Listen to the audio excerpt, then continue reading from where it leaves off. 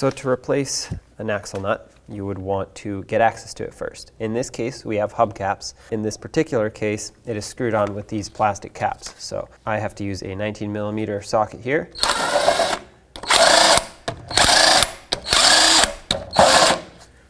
Remove the hubcap.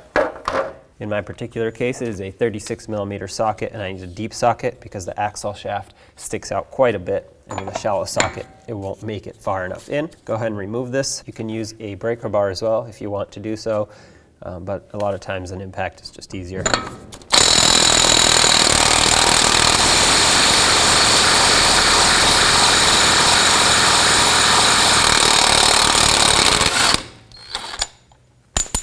At this point, you would want to check the threads of your axle, make sure they're still in good condition. These have some surface rust, but I'm not too worried about it. They are in very good condition other than the surface rust. At this point, you can take your new axle nut and install it. Sometimes you'll need a washer, sometimes you don't. The old axle nut had this washer that was built into it. I have a washer here that I'm going to put on because the new axle nut does not have a washer on it. So slide this on all the way. Take your new axle nut, thread it on by hand, and then I'm going to use my impact gun to bottom it out, but I'm not going to use that to tighten it. The reason is I want to torque this properly and correctly because the axle nut actually clamps down the wheel bearing, and with the wheel bearing improperly tightened, you can wear that out prematurely. So if it's too loose, it will have too much play in it. Even though you might not notice it, the bearings won't be compressed enough to function properly for a long time. And if it's too compressed, well, that's going to squish them. It's going to create heat as they spin, and they will overheat and prematurely wear in the opposite way than if it were too loose. So let's bottom this out, and then we'll torque it to manufacturer specification.